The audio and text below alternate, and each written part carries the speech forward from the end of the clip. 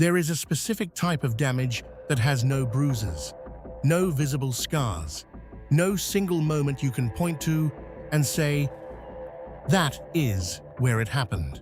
Studies suggest that children raised by narcissistic parents develop fragmented identities by early adulthood, not broken in the way anyone can see, broken in the way that makes you brilliant at reading other people's moods, terrible at knowing your own needs, and quietly convinced that something is fundamentally wrong with you.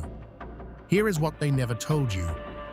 That feeling, that constant low hum of not being enough, was not a conclusion you reached. It was installed. And if you don't know what was done to you, you will spend your entire life defending the person who did it. Welcome to TheMindShadow. This channel exists for one reason: to pull into the light the psychological forces most people never examine, because examining them is uncomfortable, and because some people in your life benefited from you staying in the dark. Today, we are talking about narcissistic parenting, not in the pop psychology, armchair diagnosis way, in the precise, behavioral, pattern recognition way that actually helps you. By the end of this video, you will have 7 concrete signs to measure your own childhood against.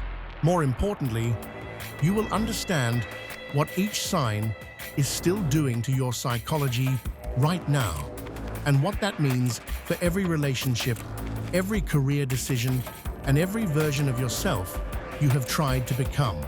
Sign 1. You became the emotional caretaker of your own parent. This one is subtle, and it is devastating. In a healthy family system, the parent regulates the child's emotions. The parent is the stable force. The child is allowed to be uncertain, afraid, messy. In a narcissistic household, that dynamic is reversed. You learned very early to monitor your parents' emotional state. Their mood became the weather you planned your entire day around. You knew the signs, the tightening around the eyes, the particular silence that meant danger, the shift in energy when they walked into a room.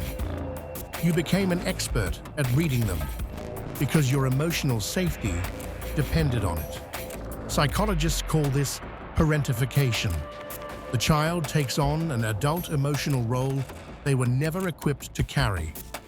Prince Harry described something close to this in his memoir: the constant performance required to manage a parent's perception of the world, at the cost of never developing your own.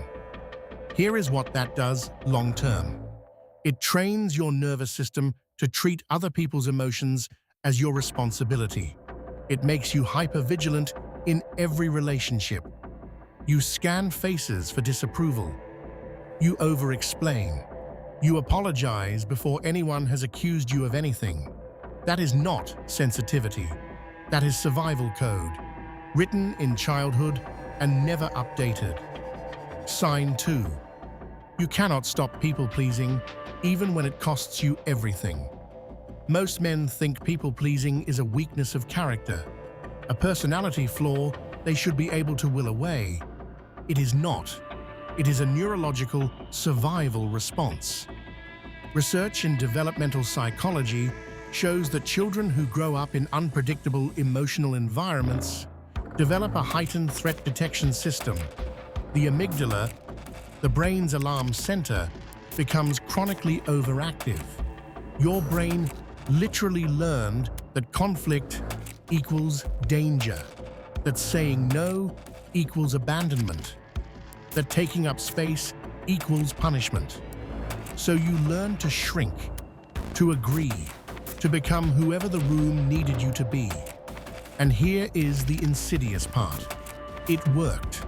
The people-pleasing kept the peace. It kept you safe. So your brain encoded it as a successful strategy. Now you are an adult. The danger is gone, but the strategy is still running. You say yes when you mean no. You absorb blame that is not yours. You twist yourself into shapes that destroy you, to avoid a conflict that probably would not even happen. Signs 2 through 5 all share a common root. Your wants, your limits, your identity were treated as inconveniences, as threats to the narcissist's ego. So you learned to make yourself invisible. And a person who has made themselves invisible for 20 years does not simply decide to be seen. That invisibility needs to be consciously dismantled. Signs 3 through 7 accelerate quickly once you know what to look for. You struggle with chronic shame, not guilt, which is about behavior, but shame, which is about identity. The belief that you are fundamentally flawed. That is a narcissist's primary weapon. They do not criticize what you did. They criticize what you are.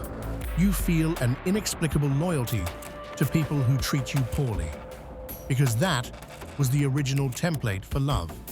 Conditional, volatile, and always requiring you to earn it. You minimize your own pain automatically. You were taught that your feelings were dramatic, excessive, or inconvenient. Now you do their work for them. You catastrophize success. Deep in your conditioning is a rule that says, being visible is dangerous. So when something goes well, part of you waits for the punishment. You attract or recreate familiar dynamics. Not because you are broken, because your nervous system recognizes the pattern as home. This is how narcissistic parenting replicates itself across generations. Not through genes, through emotional blueprints. Now here is the practical truth. Knowing these signs is not enough. Awareness is the beginning, not the destination. The work is in noticing the moment the old program activates, the moment you feel the urge to shrink, to apologize, to disappear, and making a different choice, even a small one. That is how the blueprint begins to be rewritten. Now the part that reframes everything. At the beginning of this video, I told you that the feeling of not being enough was installed. Here is what I mean precisely. A narcissistic parent does not raise a child. They manufacture a reflection. Everything they needed you to be, compliant, admiring, never outshining them, was enforced through reward and withdrawal. You were not parented, you were managed. And the cruelest consequence of that is this. You never got the chance to find out who you actually are. Every preference you formed was shaped by what kept them calm. Every version of yourself you developed was in response to their needs. So the question that drives so many men who grew up this way, who am I? What do I actually want? That question is not weakness. That question is the first honest thing you may have ever been allowed to ask. The identity confusion is not a deficiency. It is evidence of something that was taken. And things that are taken can be reclaimed, not through one revelation, not through a single video, but through the slow, deliberate practice of choosing your own responses over the ones that were chosen for you before you were old enough to resist. If any of this landed, if you saw yourself in even 2 or 3 of those signs, share this with someone who needs it. These patterns stay invisible because no one names them. You just named them.